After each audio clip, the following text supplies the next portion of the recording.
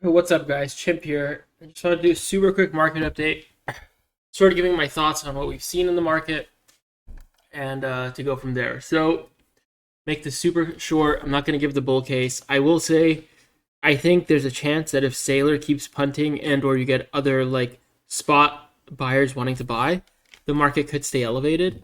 But right now, I'm leaning pretty bearish. I'd say 75% chance in my mental estimations that we go down from here, and about a 25% chance that we plateau and then continue to climb. Okay, so what are the reasons? Again, I'm gonna keep this super short. One, markets tend to clear at prices. So actually, let me take a step back. We went down for 3 months straight. Everyone who sold, and so like when we ended up, and also like another thing that we saw at the lows was every time we went below 80K, the market immediately bounced and went back above. So like 80K was this hot buy zone, and the market can really trade below 80K for more than a couple hours or more than a day really, at any given time. So from there we pumped, and I remember saying when we were at the 92s, I said like, hey, I don't think we were going to go down because there's just not many people who are long, and so there's no one to sell really here. And so like we just kept chopping, and then from there we ended up pumping again. And my latest video, I sort of said like, hey, I'm leaning bearish. I don't really like what I'm seeing with some of these altcoins, etc. But let's see what happens. And so, okay, so what are the reasons I'm bearish? Number one, markets tend to clear at prices that are very either extremely high or extremely low when it comes to demand or supply. So like when you had the 3AC and the FTX and the Celsius blowups and everything, right? Like Bitcoin traded around 20K for a couple months and it even went to 16K. Like you had so much supply that the market cleared at these ultra low prices. Right now you have this demand, which is from Saylor and maybe from other sources as well, like Cantor Group, etc.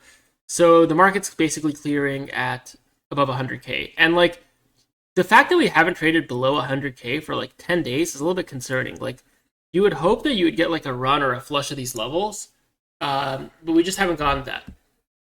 So that's like another reason why I think like whoever's slamming in is like really slamming in here. Which like the fact that we haven't hunted 100K like earlier makes me a lot more concerned. And the fact that we sort of sat here. Okay, number two. I've been keeping an eye on this 105K level. And I'm sort of like, okay, what's the market? Because the first time I went above 105, we auto rejected. And so I thought like, let's just see how the market reacts the next time I go above 105. And it hasn't been great. If you look at how Bitcoin is traded, we went to 105. Here, auto reject. We peaked above it for just a second, auto reject. And we went above it twice today. Auto rejected both times. I think this is a pretty bad sign. I think this is similar to the 80K setup in reverse, where you have distributive forces and like price spikes above this distributive level and then it just gets auto shot down. Similar to how like price would spike below 80 and then just auto spike back up. So, and like, if the price can like, there's a world where this pops to 110, but if it goes to 110 and immediately trades below 105 within like a couple hours, that's how you know like this is just mega distribution.